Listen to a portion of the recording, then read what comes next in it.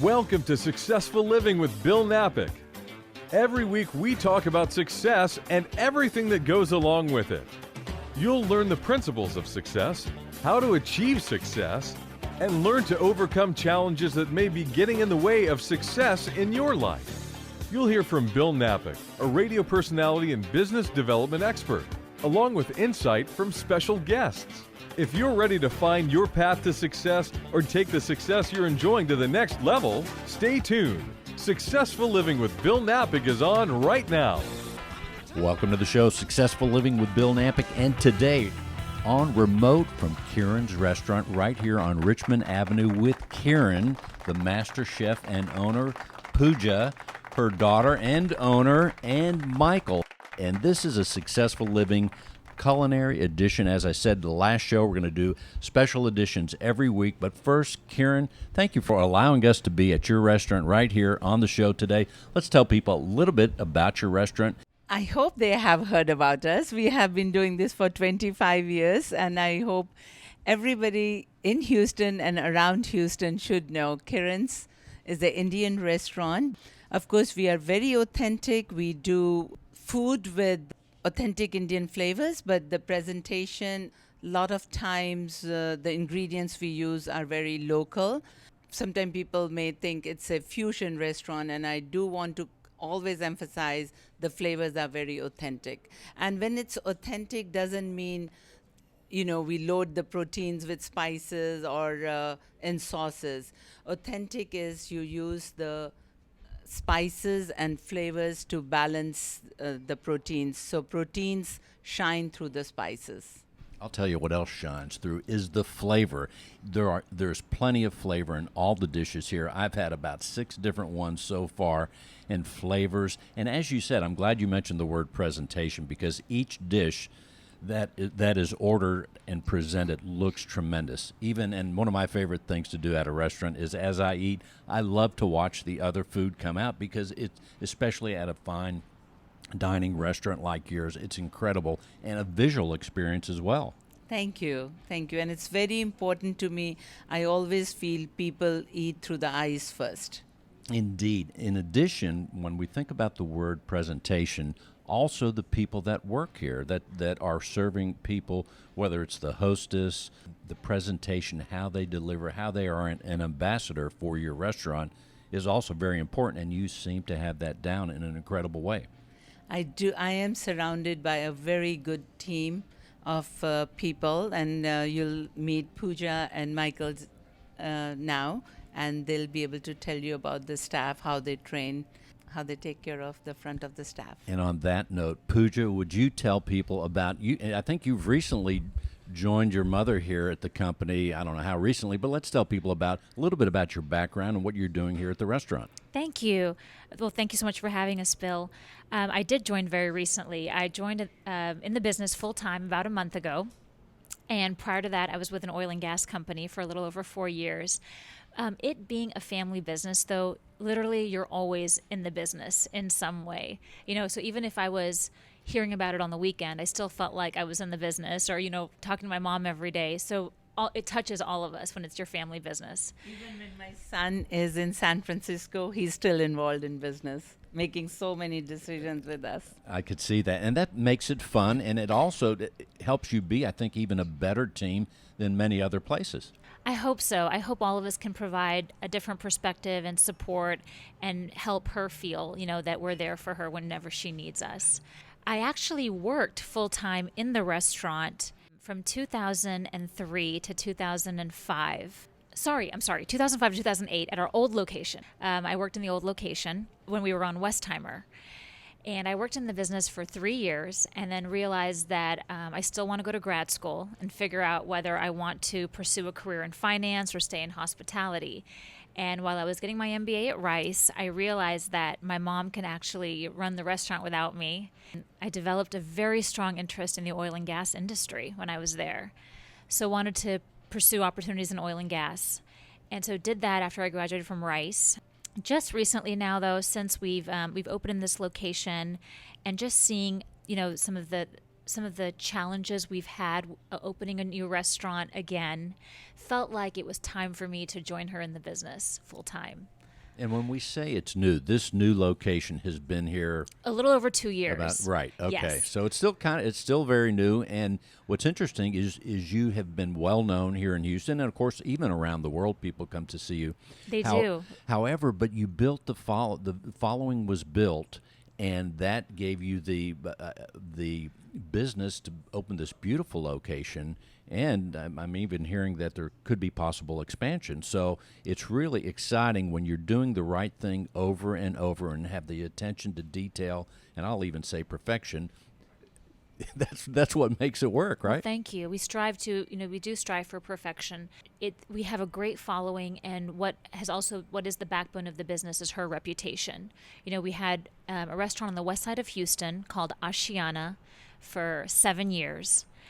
And everyone at that time, we acquired an existing Indian restaurant, and everyone at that time then said, Kiran, you need to be inside the Loop. You need to be near the Galleria.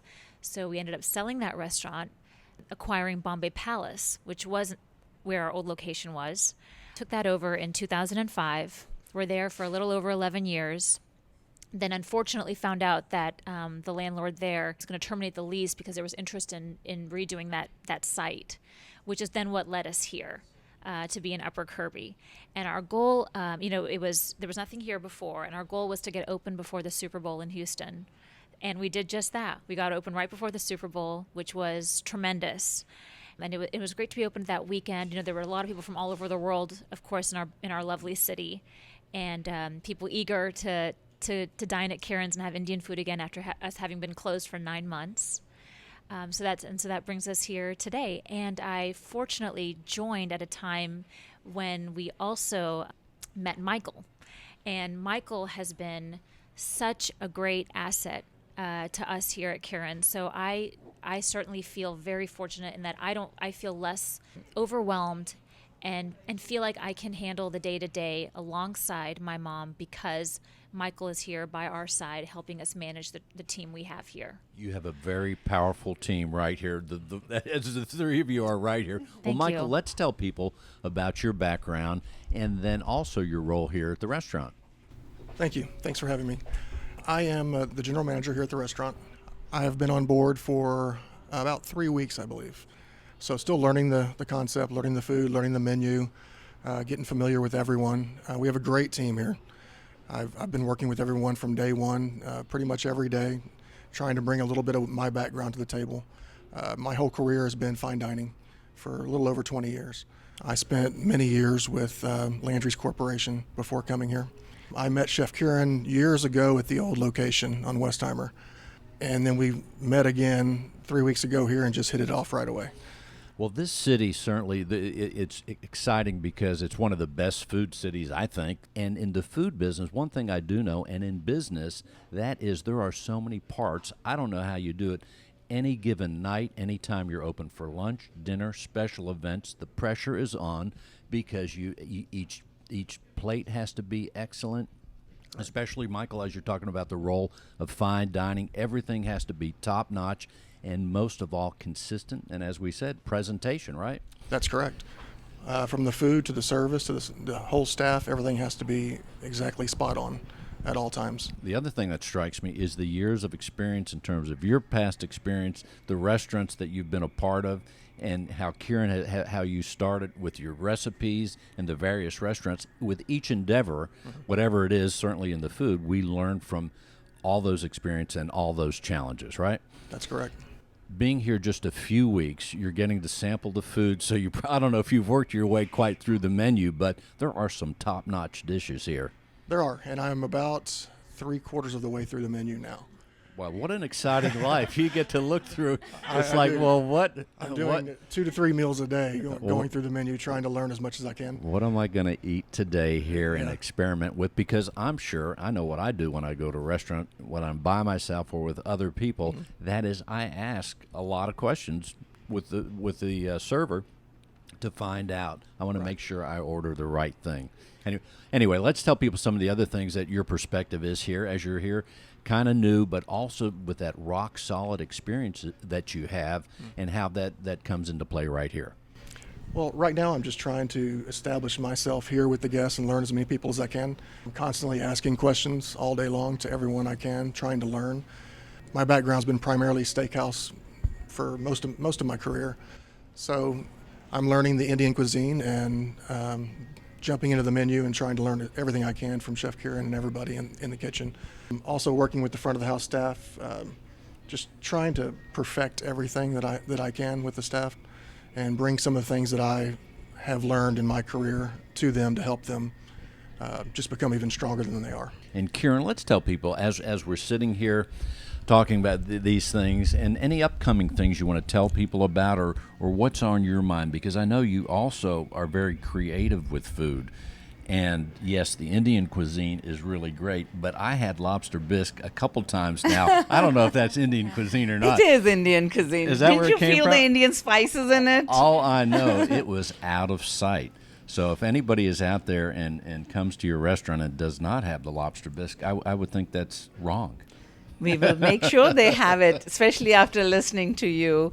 But Michael has been very humble in telling you about what he has added to our restaurant. Of course, it's too soon for him to really know every little detail about the food and all, but of course his wine knowledge, proper way of handling the front of the house. And every day, of course you have 100 amazing guest experience and somebody may not like something we make, and the way he handles every situation is remarkable. And we are very, very happy to have him. Knowing Indian cuisine for a guest or a new employee is not hard, because, sometimes they have this thing in their mind that, oh, it's such a different cuisine, I'm going to have a hard time learning about it, or I may not enjoy something which is always recognized Indian food as curries.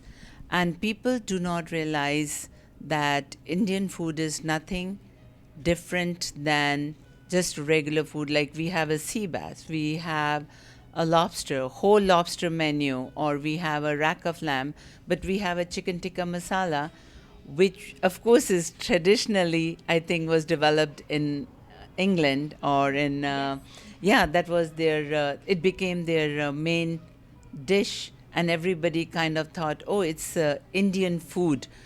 But it's eaten more in Britain than it's eaten in India. Different things are created in different countries, different cultures. It's just the way we perceive Indian food. So if you have been to London recently or in many years, every street corner has an Indian restaurant over there. And I see almost that happening in Houston. Houston has so many Indian restaurants that it's unbelievable. And it's just, of course, everybody has a different vision of running a business or running a restaurant or creating a cuisine. I always happen to have this idea in my mind that I wanted to create what we saw in India.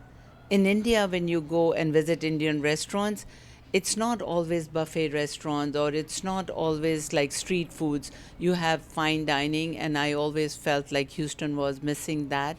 So I ended up creating that many, many years back, and I kept up with it. Of course, we are planning on expanding the restaurant next door, and that would also have a vision of very fine dining.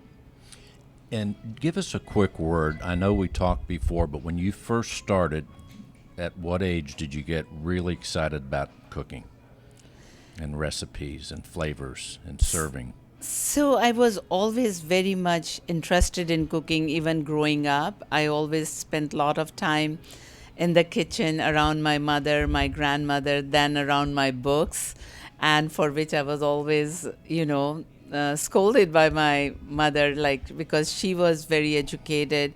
And she was actually a professor in college, and she would never want me to be doing housework or anything. She would always think I have to be a doctor. That was her dream.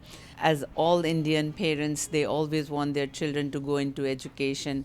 But I think I had this hidden passion, and I could achieve this with help of my husband.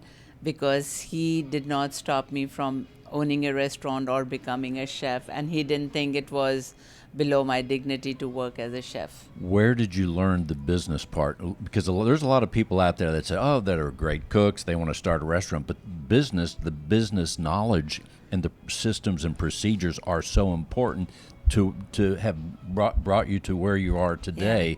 Where did you learn the business part? Of course, you have challenges and you learn how to deal with it. I guess maybe it's an inborn thing because we don't really have a business background at all. And I have just learned this managing the restaurant myself. Puja, what are your thoughts on the business part of running the restaurant and the systems and procedures? Sure. So, I think it always helps to have someone by your side in the business who does have a business background, because otherwise you tend, I think, to make a lot of, unfortunately, mistakes in that process. So if you have someone who may be more computer savvy, knows about putting systems in place, putting procedures in place, and how these things can go about, can operate smoothly. Or another thing, something, in your marketing 101 class, for example, in business school, they talk about your strategy, your mission, your vision. And I think all of those things are not necessarily, maybe someone who's just passionate about making food, that they're necessarily thinking about that. That's right. There are so many components. Yes, there's so many components, and you learn about different models that are used when coming up with a business plan. One of them is called Porter's 5 Forces. It's a very popular model that business people who want to start a business think about. And Porter's 5 Forces, it's talking about what are barriers to entry. Who is your target customer, et cetera, et cetera. And so really in that process, you're thinking about maybe elements of the business that you weren't thinking about when you were just thinking about the food that you think that you want to make. And when we think about marketing, one thing, very simple marketing, is where you're located. As we sit here, and I'm looking out the window every now and then, there are, during the course of a day, thousands of cars that see your sign. Yes. Right here. Let's tell the address, 2925 Richmond Avenue. Richmond Avenue. Between Kirby and Buffalo Speedway. Right. Great location, but people see the sign all day long, all night long. Yes. There's even people driving around in the middle of the night. So that's great advertising. Yes. But so many things happen in marketing. And Michael, let's tell people, you talked about as you're on board now, people skills are so important in any business, and certainly in this restaurant. People come to have a great experience. What are some of the things that you've learned a long time ago and that you're incorporating today? Well, what I try to do with the staff now is name recognition. I'd like to mention people by name when they come in the door. So I keep a little notepad and I write names down. I write down what their favorite wine is or what they're drinking, and I try to teach the staff about that as well. There's nothing like walking into a restaurant and someone mentioning to you by name, introducing themselves and thanks for coming back and glad to have you, things like that. So I'm really striving with the staff to do that, and it happens a lot here. The guests seem to be coming back. I've seen guests come 3-4 times a week. It's easier to remember their names. It's easier to remember their names then. It helps I don't them, have to and take it the helps notepad you. out. I remember, who they are and what they're drinking. And well, when people come to a nice restaurant like this, that's right. They want to kind of feel like part of the family, I think. And you have several things that happen, several configurations. You have the traveling diner that may be by themselves. You have the special occasion party. All these things, as the host and ambassador for the restaurant, you and the team need to be mindful of and adjust accordingly. And that happens with precision here. that's correct. Let's tell people some of the upcoming things that we may not have mentioned that we should know about. Certainly open for lunch, dinner, special occasions. Man, we're coming up on the holiday season. So many great things are happening. Yeah, coming up on the holiday season, so we're trying to get prepared for that. With the new addition being opened up next door in the build-out, really excited to be a part of that and just be completely prepared. The space next door will be open in the spring. The spring. Spring, yes. That'll be open late spring. likely. Very exciting. Very exciting. In terms of, what we have coming up right now, it's great to see that we're already getting booked for holiday parties, company holiday parties, personal holiday parties. But as all Houstonians probably felt this morning, the temperature dropped about 10 degrees, which was Finally, nice. yes, So the boots have come out. Our pastry chef is thinking pumpkin, cinnamon, apple, and those kind of things to incorporate in our desserts. We're going to start tweaking our soups accordingly, probably offering some more soup selections as the weather gets a little cooler. We already always have our tomato saffron and the mulligatawny, which is the lentil-based soup. Those are our two signature soups. And then adding some more to those. And then also a very, very big holiday for Indians, and particularly for Hindus, which is the largest religious group in India, is Diwali. And Diwali is the equivalent of our New Year's. A lot of businesses actually, they have a calendar that operates per Diwali. So their New Year starts after Diwali, and that's at the end of October. This year it falls on October 27th. People may recognize also the holiday because there was this episode of The Office where they celebrated Diwali. Because one of the Office had this Indian employee, Mindy Kaling, and so they celebrated Diwali on that episode. But when you said mulligatawny, that reference to me in my mind. The Seinfeld episode? Yeah. Did they have the mulligatawny in the soup? I don't know. For the soup episode. I just remember that word. Yeah. It's a signature Indian soup, and everyone here really likes her mulligatawny soup, so we've kept it on the menu. But with Diwali, I know my mom will be creating a lot of vegetarian specialties. On that day, it being a religious holiday, people tend to not eat meat. So we'll be offering a lot of specialty vegetarian dishes. And right now we're putting the final touches on our Diwali menu. What we may be doing is a special lunch and special dinner prefix menu to offer. That sounds great. In honor of Diwali. Well, before we close out the show, and I'll go around quickly to each one of you, what else would you like people to know, Puja, about anything before we close the show out? Certainly lunch, dinner, special occasions, make a reservation. Let's tell them. I would encourage everyone to come see the restaurant and come see our beautiful bar. We have a Bar Bites menu that we actually offer throughout the day and evening, and then we have drink specials from 4 to 7. So I think it's a great place to come before your dinner or after your dinner, even if you're not dining with us. It certainly is, and if people look at the YouTube video, the bar is in the distance. And Michael, before we close out, what else would you like people to know? I would like for people to come in and please ask for me to talk about wine. Ask for Michael? I love talking about wine. I bet you'd give him a tour of the wine room, I would too. give him a tour. It is beautiful inside and out. It is beautiful. And we're constantly changing the wine menu. There's different things, new things, exciting things. So I would love to meet and talk about it. That's so awesome. Kiran, before we close out, come and join us for lunch, because in our old location we were dinner only, but now we have lunch offerings and a beautiful lunch platters menu, which is quickly served to you, so you can be in and out within half an hour. That sounds great. 2925 Richmond. And the website is Kiranshouston.com, Kirans Houston.com. It's that simple. It's Yes. awesome. Thank you, Kiran, Puja, Michael. Thank you, Bill. Until next week, KiransHouston.com. Just go to radiobill.net for more information. And thank you guys so much. Thank you.